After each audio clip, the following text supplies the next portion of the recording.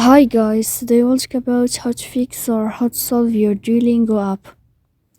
To know how to fix or how to solve your Duolingo app, you should just go to settings.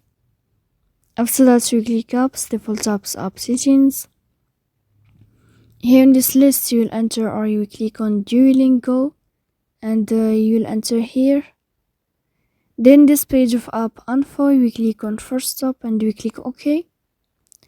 Then you will enter to the window of storage. Here we click clear cache. Don't click clear data because that can cause you errors in your app. And in the end, you can turn off your phone. You can wait a moment to turn on your phone again. So please don't forget to support us by like and subscribe. See you next time in another video, and thank you for your attention.